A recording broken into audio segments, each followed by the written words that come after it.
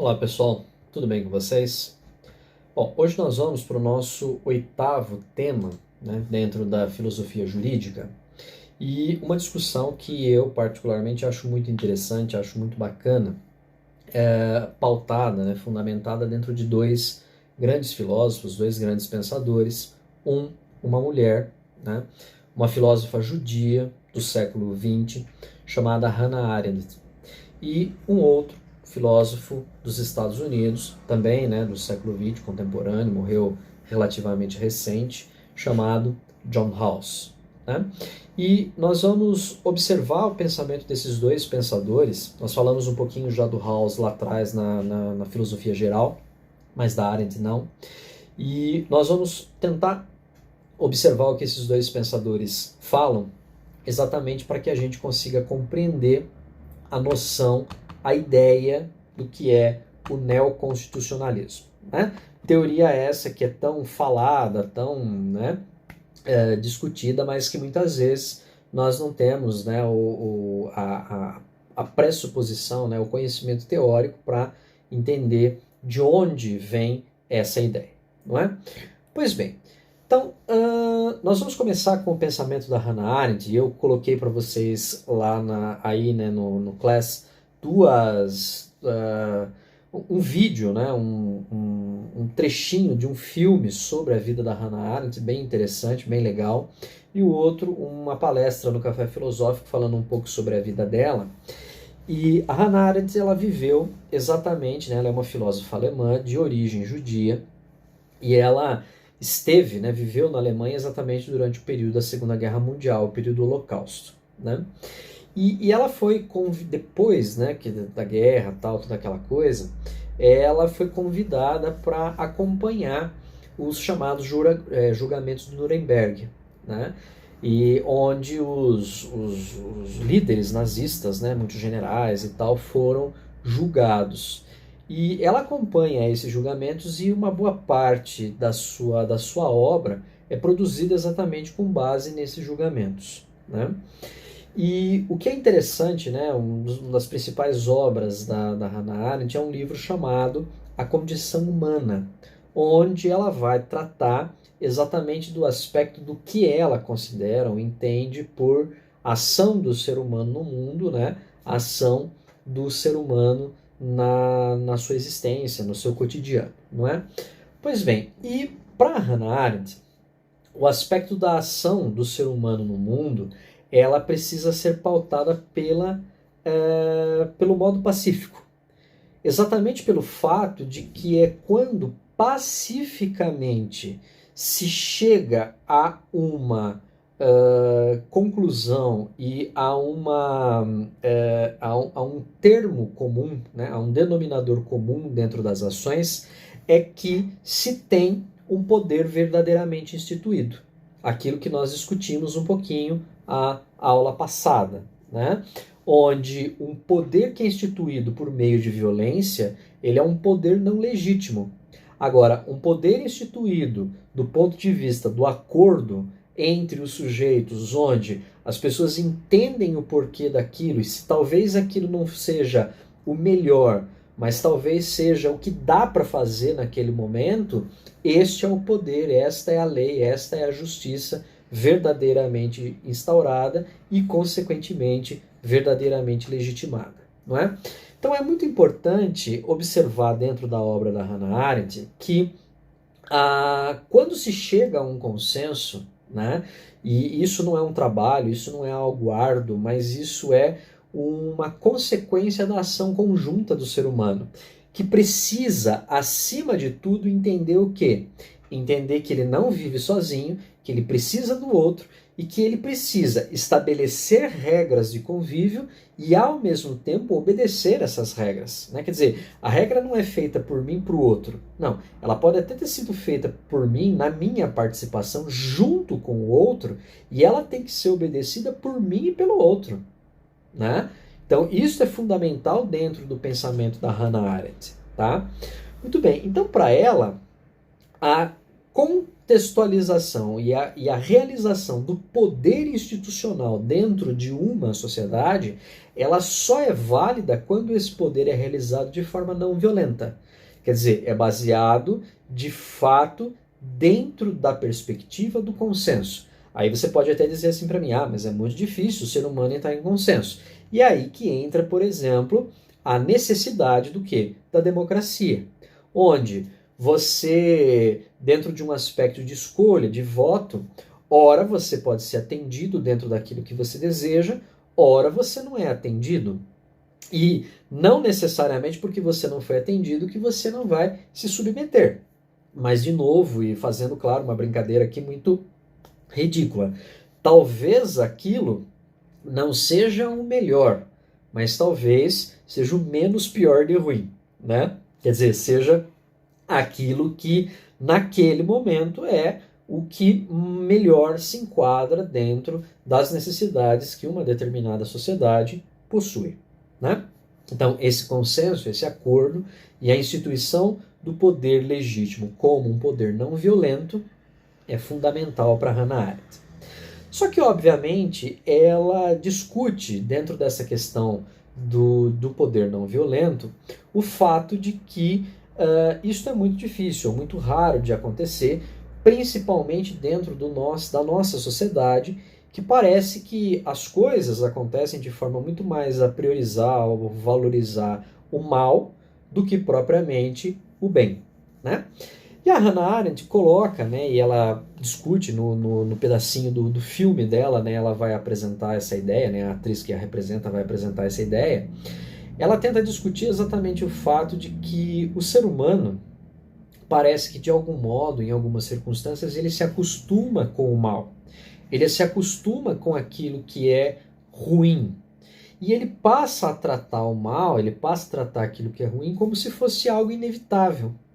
E é aí que ela entra num ponto da sua teoria que é talvez o ponto mais genial da sua obra, quando ela cria a ideia de banalidade do mal. Para Hannah Arendt, a nossa sociedade, né, em particular a sociedade do século XX, e particularmente, né, a sociedade alemã lá da Segunda Guerra Mundial, do nazismo, do Holocausto, é uma sociedade, é um modelo de sociedade que banaliza o mal. A gente trata o mal como se fosse uma coisa extremamente simples, extremamente comum, algo que não tem como se viver sem, né? Eu ligo a televisão, pensando no nosso contexto atual, eu ligo a televisão, coloco num daqueles jornais que a gente chama, né, de torce e sai sangue, onde o apresentador ele pega um roubo de carteira e transforma, né, faz um sensacionalismo em cima da coisa como se fosse a Terceira Guerra Mundial, né? E eu olho para aquilo e eu acho aquilo comum, né? Eu posso mudar de canal e tá passando um esporte, eu posso mudar de canal e tá passando um desenho, eu posso mudar de canal e tá lá o cara fazendo, né, aquele terrorismo com aquilo. E aquilo para mim virou basicamente entretenimento, né? Ou, às vezes até pior, eu incorporo tanto esse discurso da banalidade do mal que eu passo a agir exatamente do mesmo jeito. Então eu passo a agir de forma violenta, eu passo a agir de forma intolerante, coisa que hoje no Brasil, hoje no país em que nós vivemos, se tornou algo quase que natural, né? Quer dizer, as pessoas se xingam, as pessoas se violentam nas redes sociais, as pessoas parece que a cada dia que passa estão mais e mais se violentando nas ruas, né? E isso tem se tornado algo de novo comum, corriqueiro. Quer dizer, o mal, ele entra no nosso cotidiano como se fosse uma coisa simples. Uma coisa, repito, que parece que não tem como viver sem, né? E a Hannah Arendt analisa isso exatamente quando ela chega a essa conclusão, quando ela vê aqueles líderes, aqueles generais nazistas sendo julgados. E quando esses caras eram perguntados, né, por que você fez isso, por que você não foi contra, por que né, você tomou essa decisão de mandar matar gente e tal, trabalhar em campo de concentração, e a resposta deles, fria e calculista, era simplesmente a seguinte: não, eu estava seguindo uma ordem, né, não foi minha culpa, eu recebi uma ordem, eu tinha um oficial superior, ele mandava apertar o botão da câmara de gás, eu apertava, ele me mandava dar um tiro lá que matava 10 pessoas, né, com uma bala para economizar bala, eu fazia. Eu estava seguindo ordem, não estava fazendo nada. E é exatamente isso que a Hannah Arendt percebe.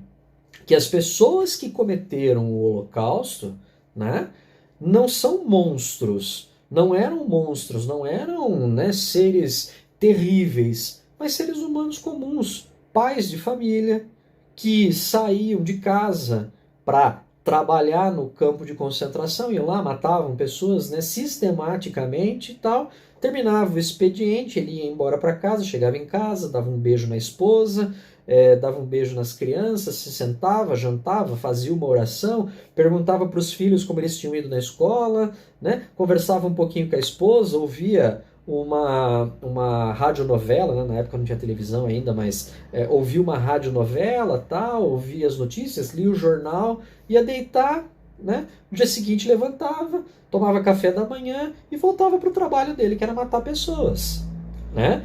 E quando ela vê isso, né, e quando ela analisa isso, naquele momento, principalmente por conta da comunidade judaica, ela vai ser fortemente criticada, né? Mas o que ela quer demonstrar é exatamente o fato de que o ser humano ele pode banalizar o mal de um tal modo que aquilo se torna para ele algo cotidiano. É que nem a gente mesmo, a gente vê na televisão uma notícia, né? Criança morre de bala perdida na favela. A gente olha para isso e fala assim, fazer o quê? Né? Acontece todo dia, normal. Né?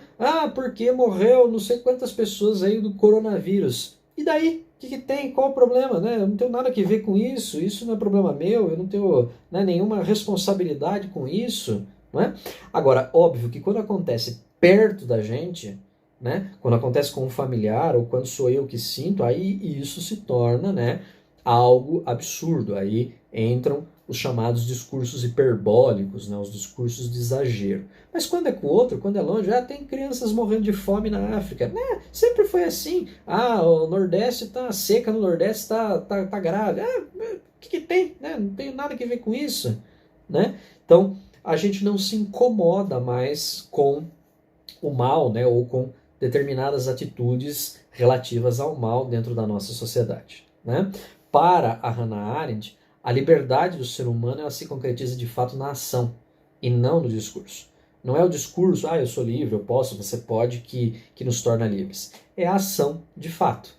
É a ação que nos torna livres e, consequentemente, soberanos de nós mesmos. Tá? Então, a perspectiva da Arendt é muito importante e muito interessante, porque quando ela insere, né, essa noção de que nós não podemos nos acostumar com o poder violento, nós não podemos banalizar o poder violento, isso é fundamental para a construção de um Estado justo, ou, se não perfeito, pelo menos o melhor possível.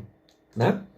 E é exatamente nesse sentido que um outro filósofo, agora de origem americana, né, de origem nos Estados Unidos, morreu em 2002, então bem recente, né, bem contemporâneo a nós, vai trabalhar o que ficou conhecido e chamado por ética da equidade.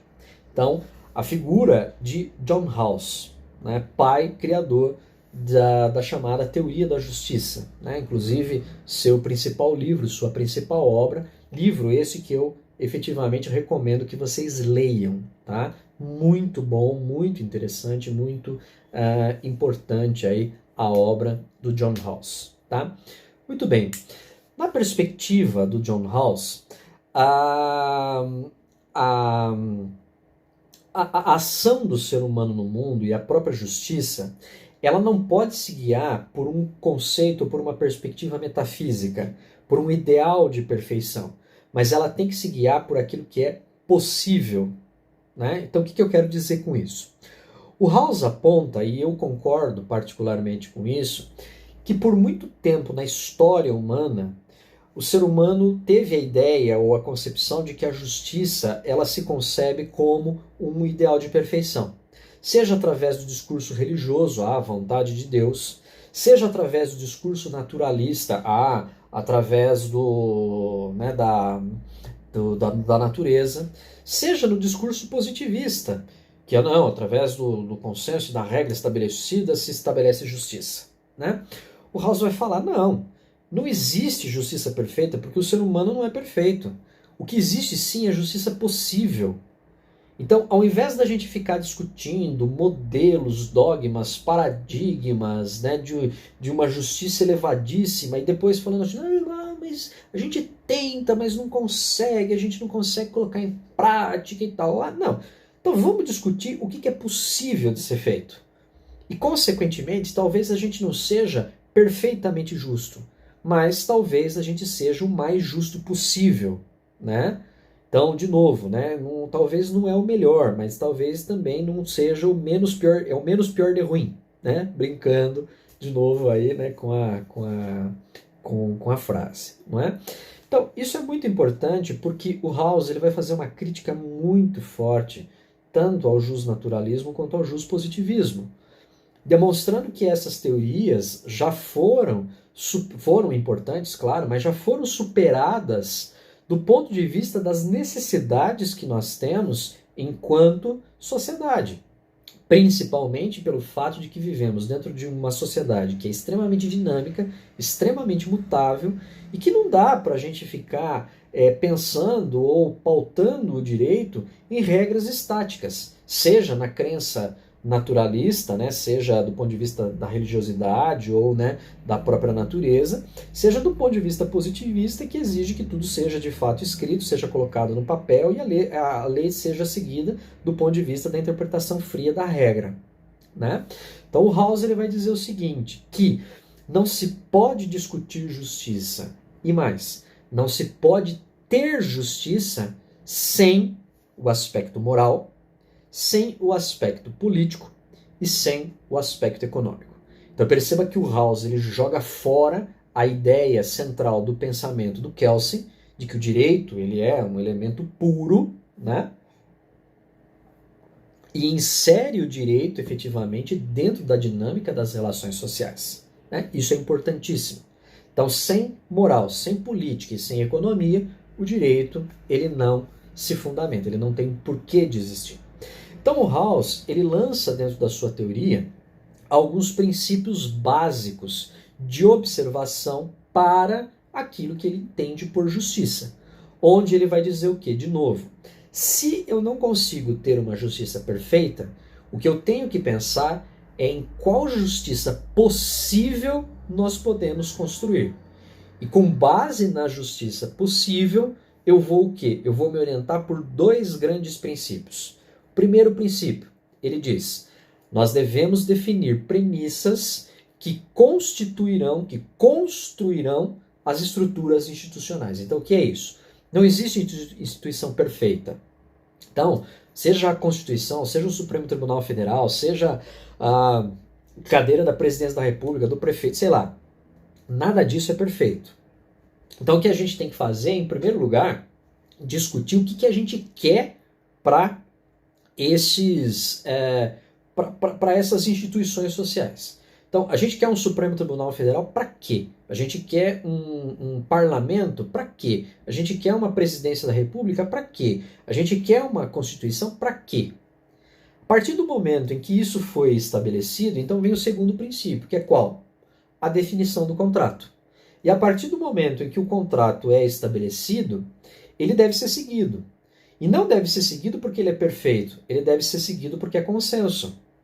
E a partir do momento em que a gente perceber que aquilo não está usufruindo, não está dando um resultado positivo efetivamente, né, aquilo não está surtindo um efeito bom para a sociedade, o que a gente faz? A gente vai e muda. Né? Então, quer dizer, não existe um aspecto de imutabilidade e perfeição, não existe lei natural, não existe lei perfeita. O que existe é lei possível. E a partir do momento em que aquela lei que foi possível há 10 anos atrás, hoje ela não surte mais efeito, ela não tem mais o porquê existir, o que a gente faz? A gente vai e muda, né? Esse é o grande ponto, essa é a grande função, efetivamente, daquilo que nós podemos chamar do legislador, né? Ele deve servir para isso, ele deve agir desse modo. Né? Agora, em compensação, o que a gente vê principalmente no Brasil é o quê? É um legislativo atrofiado, né? Que é um legislativo essencialmente fisiológico, né, que está lá para usufruir de certas regalias, não é? E a gente vê um judiciário no Brasil também que muitas vezes, né, se vê cômodo ante o julgar da justiça do ponto de vista de simplesmente seguir a lei fria, né? Então é como quase que um robô julgando, não pensando na consequência da ação e do ato para a sociedade, mas simplesmente dizendo assim, está escrito na lei, é assim, ponto final, acabou o meu papel como juiz, né? Então isso é algo muito importante da gente pensar e refletir. Eu preciso primeiro definir o que eu quero das instituições e depois firmar o contrato. E a partir disso seguir esse contrato. Mas está vendo que o troço não funciona? Beleza, a gente vai e muda, né? Então é exatamente disso que o Rawls faz. O que para ele é a principal pergunta, né, a principal temática da sua discussão, que é o que de fato é justo e o que de fato é injusto nas instituições sociais, né? Então, justo e injusto é simplesmente o que está escrito na lei? Ou justo e injusto é uma análise da lei relacionada à moral, relacionada à ação política, relacionada à ação econômica de uma sociedade? Né? Essa é a grande pergunta que o Rawls faz. E do ponto de vista dele, como eu já demonstrei, a lei, né, e a justiça, elas são muito maiores do que simplesmente a interpretação fria de uma regra, de uma lei, né? Então, nesse sentido, o Rawls coloca que cada uma das instituições que existe dentro de uma sociedade, elas são efetivamente o que elas prevêem como regras. Então, se eu tenho instituições que prevêem dentro das suas regras privilégios, elas são instituições mantidas para preservar privilégios, preservar o status quo dentro de uma sociedade. Se eu tenho instituições que visam, de fato, a melhor convivência, a melhor possibilidade de sobrevivência dos indivíduos dentro da sociedade, então aí talvez eu tenha uma instituição que seja mais justa. E é exatamente por isso, neste princípio e nessa pergunta, que o Rawls fala que para se manter o pacto social, é necessário de fato duas coisas. É necessário, em primeiro lugar, eu ter uma ideia de igualdade, onde eu entendo que cada um dos sujeitos existentes dentro de uma sociedade tem ou deve ter acesso aos mesmos direitos e deveres que qualquer outro sujeito, que qualquer outro indivíduo, que qualquer outro cidadão tem, e, consequentemente, garantir liberdade para todos. Isso é o que o Rawls chama de consenso. Eu tenho que entender que eu tenho liberdades, mas que você, que qualquer outra pessoa, também goza das mesmas liberdades dentro da sociedade, né? Então, esse é um primeiro princípio, é o princípio de igualdade. Mas o princípio de igualdade, ele é um princípio que está pautado numa ideia metafísica, numa ideia de perfeição. Por quê? Porque nós sabemos que a sociedade não é igual. Na verdade, a sociedade ela é muito mais desigual. E, portanto, a ideia de igualdade ela é uma ideia de perfeição. E o Rawls fala, não existe nenhuma sociedade que de fato trate ou tenha as pessoas como iguais. É exatamente por isso que eu preciso de uma outra coisa para a realização do pacto social, que é o quê? O princípio da diferença, onde eu identifico dentro da sociedade aqueles que são socialmente excluídos e que não conseguem gozar dos parâmetros de igualdade exatamente porque são marginalizados de algum modo, e nós, enquanto sociedade, precisamos criar instrumentos dentro de uma sociedade, desta sociedade que é desigual, para estas pessoas desiguais, exatamente com a finalidade do quê? De garantir para esse sujeito que eles consigam chegar ao mesmo patamar e garantir as mesmas liberdades. Não tem como eu discutir liberdade para um sujeito que passa fome. Não tem como eu discutir democracia para um sujeito que não tem um teto para morar. Não tem como eu discutir com um sujeito se o governo é bom ou ruim para um sujeito que está morando na rua, né? Eu preciso garantir para ele aquilo que nós discutimos na aula passada, um mínimo. E é exatamente aí que entra o quê? O princípio de igualdade está ligado ao consenso. E o princípio de diferença está ligado à reciprocidade. Portanto, daí a interpretação que se tem quando se diz que todos são iguais perante a lei, mas ao desigual, tratamento desigual.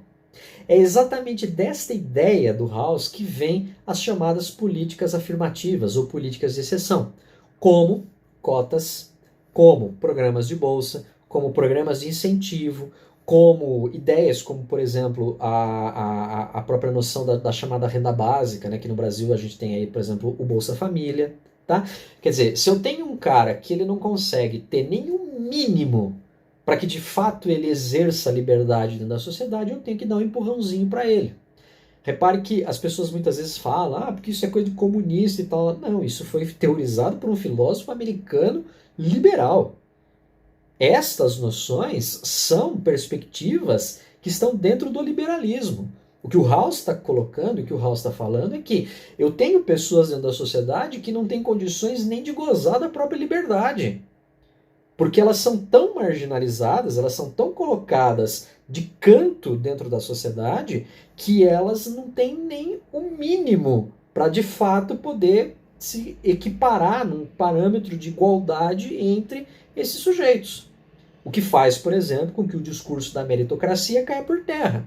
Porque eu só posso, de fato, ter meritocracia, eu só posso considerar um mérito quando, de fato, eu tenho pessoas competindo por alguma coisa em critério de igualdade.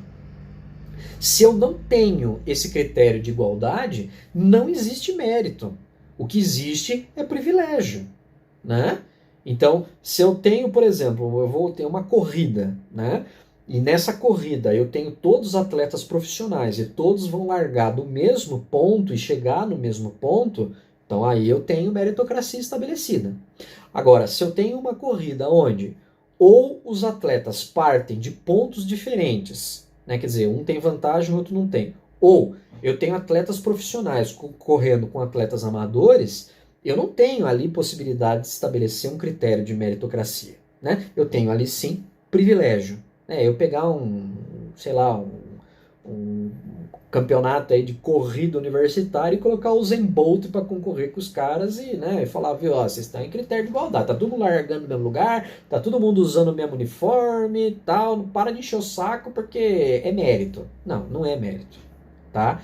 Então, esta é, né, a perspectiva, né, que o Rawls apresenta, porque ele diz o seguinte, que o primeiro princípio, que é o princípio de igualdade, o princípio de consenso, ele define as liberdades que o sujeito tem. E isto, idealmente, deveria ser para todos.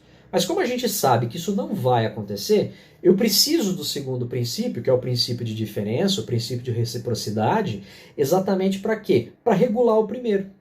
Quando eu tenho uma desigualdade, eu vou lá e faço o quê? Eu regulo o primeiro exatamente para fazer com que esse sujeito consiga gozar do mínimo de liberdade presente naquela situação, né, ou naquela relação de vida. Tá? É exatamente disso, gente, que vem a grande percepção do que é a interpretação constitucional e do que é a interpretação chamada de neoconstitucional. Né?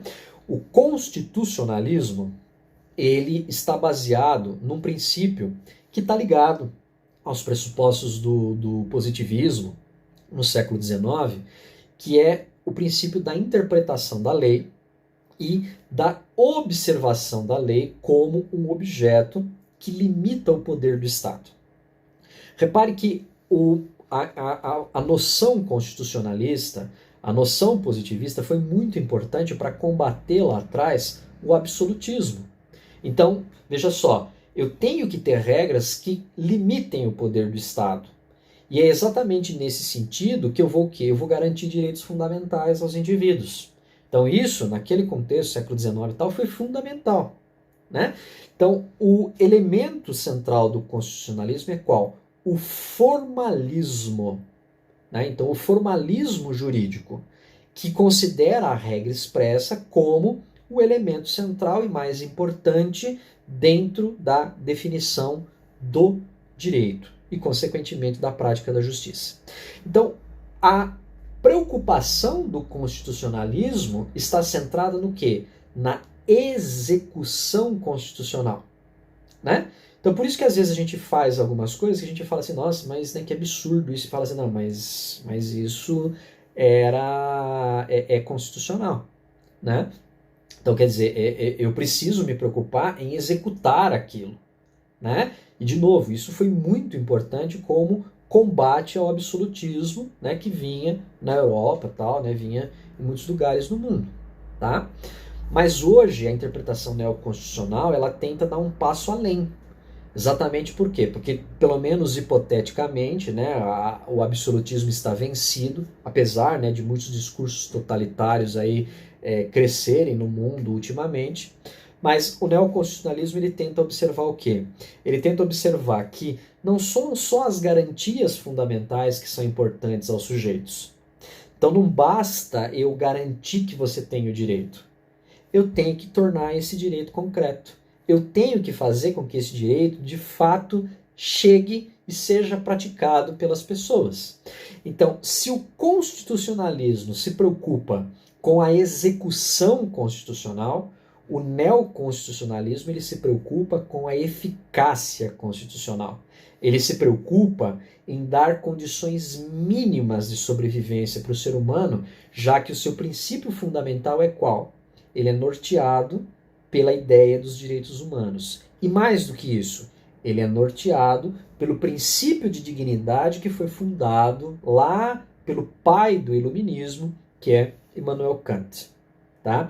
Então, a principal diferença das duas interpretações é essa. A interpretação constitucionalista, fundada na perspectiva do positivismo, parte de uma ideia de perfeição legal, onde o que vale é a execução constitucional. Então eu não posso fugir da letra da lei. O neoconstitucionalismo parte de uma ideia de justiça possível e de uma justiça que de fato seja eficaz, do ponto de vista que é importante que se concretize o direito e não simplesmente se tenha garantido formalmente um direito que muitas vezes não é posto na prática. Quantas coisas nós temos previstas na nossa Constituição, que é de 1988, e que nunca foram postas em prática, nunca foram debatidas, nunca foram analisadas, nunca foram de fato, e principalmente no que diz respeito a direitos sociais, reforma agrária e por aí vai, né? E aí a gente tem que ouvir um monte de gente falando assim, tem que mudar essa Constituição, porque não presta, porque não sei o quê. Não, não é que a Constituição não presta, é porque na prática a gente não bota ela para funcionar. Esse é o grande problema, né? E uma das importantes e interessantes representações disso, né, que eu termino a minha apresentação para vocês dos slides com essa figurinha, tá exatamente naquela imagem, né, dos garotos sobre caixotes, né, onde o princípio de igualdade dá para cada um dos garotos um caixote, então eles são iguais, onde o que é maior não precisa do caixote para ver por cima da grade, né? O que tem uma estatura mediana, o caixote para ele é suficiente.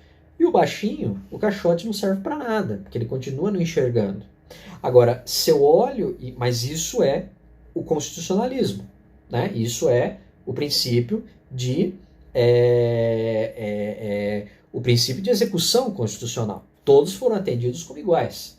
Agora, no neoconstitucionalismo, quer dizer, o grande, ele não precisa de nada, ele não precisa de ajuda. Então, ele tá sozinho. O de estatura mediana, com um caixote só, ele consegue olhar por cima do muro, né? Mas o último, que tem mais necessidade e maior necessidade, ele só vai gozar de liberdade, só vai gozar de direitos iguais a partir do momento que ele for, de fato, ajudado mais, né? Então, essa figurinha, ela representa muito bem o que é, né, essas noções de igualdade e de equidade, que retoma lá atrás, né, o princípio de equidade, retoma lá atrás a teoria do justo meio de Aristóteles. Lembrem-se que ele diz, né, que a justiça não está em extremos, mas a justiça está no equilíbrio, né? Então, quando eu tenho o equilíbrio e quando eu atendo à necessidade, aí, de fato, eu tenho a prática da justiça, né? Então, é muito importante isso, porque a gente consegue perceber essa retomada desse pensamento lá de trás aristotélico que ficou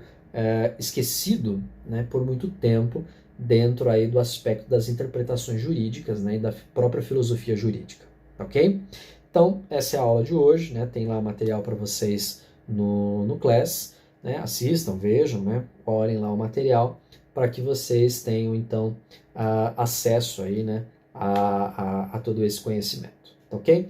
Um grande abraço para vocês, bons estudos, boa semana e até a nossa próxima aula. Tchau, tchau.